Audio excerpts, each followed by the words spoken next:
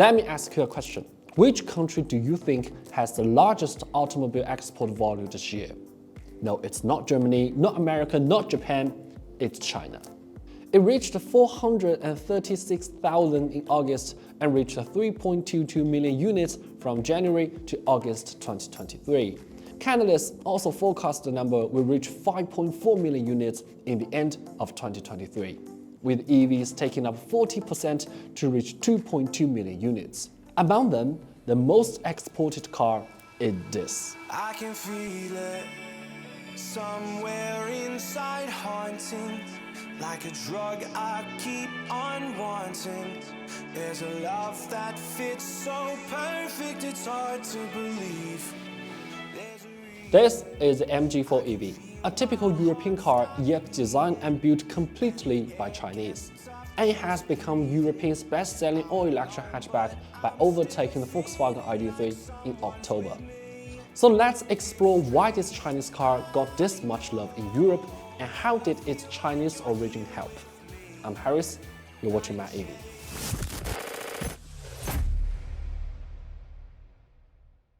For a car made in China to sell exceptionally well in Europe, it definitely did many things right for European customers. So first, let's look at what these things are. Comparing to Chinese, Europeans have a pretty high bar for the chassis and handling, which is where this MG4 is very good at. 2.6 meter wheelbase, 1.6 tons weight, rear 5-link suspension, and rear-wheel drive. These are not very common for electric hatchback under 4.3 meters. The long wheelbase enhances cornering stability, the lightweight improves the responsiveness, and the 5-link suspension boosts the stability and traction of the rear axle. As for the rear-wheel drive, well, I don't think I need to say more about the advantages of it. So the result is that even though the SE version we test drove only had 170 horsepower, it's still a very lively car to drive. And compared to the well-received Volkswagen ID.3, the 100 kilo lighter MG4 EV is little less comfy but more nimble. What's more, the combination of a short body and a long wheelbase not only makes up the car more stable in high speed, but also brings another advantage. As a 6'3" guy, I felt a bit uneasy sitting in the back, but actually the seat itself is quite good, as the soft padding and appropriate frame can support my body perfectly. And the storage compartments are literally everywhere. Plus, the boot size is not significantly affected by the car's rear shape. And of course, space alone cannot make the cabin great. What's more important is this.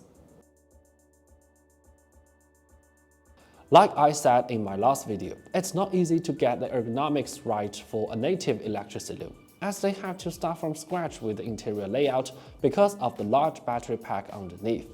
But this MG4 EV has done a brilliant job. The driving position is correct, the steering wheel and seats are widely adjustable, and the visibility is nice. It's not quite as low as the BMW 1 Series, but at least it doesn't give you the feeling that you're driving an SUV. In addition, I also want to give a thumb up to all these controls. For EV from China, it's actually very restrained when it comes to the intelligent features. The UI is clean and simple. The center display is only a modest 12.3 inches. And more importantly, the car still got lots of physical buttons. These are definitely good news for you guys. The only thing I want to complain about regarding ergonomics is the door seals. Every time I open the door, it feels like I'm looking at McLaren's carbon fiber monocoque body. So you can say this is definitely a car for Europe. But other than a European-centric design, a renowned British badge, and a price tag lower than the ID.3, what other advantages does it offer? And that's when the Chinese part comes into play. China is leading the world's automotive intelligence. I don't think there's any problem saying this in 2023. Although SAIC's software is not outstanding by Chinese standards, the MG4 EV definitely outperforms the widely criticized ID.3 in terms of abundant functions, voice recognition, smoothness, and stability of the system. We might even have to thank MG for making the car more subtle on the intelligent part. Otherwise, the overly complex function might have turned off European drivers. And of course, Chinese are also good at this. The main reason why this car has such excellent ergonomics actually comes from SAIC's new EV platform, Nebula, in which the battery cells are lying down, thus making the cabin taller and lower in the center of gravity. Although in a way, this platform is linked to Volkswagen MEB platform. It's obviously more reliable than Volkswagen's, which is using A11 battery cells. And from the current cooperation between many old car makers and Chinese new forces, as with intelligence, China's EV technology is also gaining recognition around the world.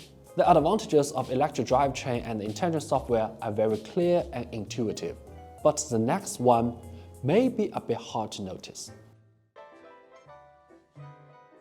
The MG4 offers quite a lot of trim levels, each with different combination of power, battery, and features. For example, the all-wheel drive X-Power, the first sporty electric hatchback in the world. Even ID.3 didn't make it. And the extended long-range version that costs the same as the X-Power, you get nearly 1.5 times of the original range. It's like trading a motor and some sporty parts for more batteries. The reason it's so diverse is the powerful and complete EIC supply chain in China, so they can provide flexible configurations to meet the demands of different customers. In fact, Chinese car makers are actually cutting down the SKUs for their EVs. But a wide range of choice might help Europeans who are not familiar with native EVs understand what they want better. In addition to the variety, the low cost is also an advantage of a strong supply chain. That's why this car can be sold cheaper than ID.3, not for dumping.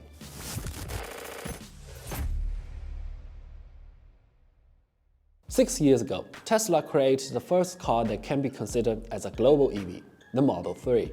However, in reality, that car did not really cater to any specific market. It was just a product under the first principle thinking. Now, this MG4, designed and manufactured in China, inheriting a century-old British automotive legacy, aiming to satisfy the needs of European consumers and incorporating the unique advantages of Chinese auto industry, might bring some new ideas. And this integration also brings together the habits in different markets.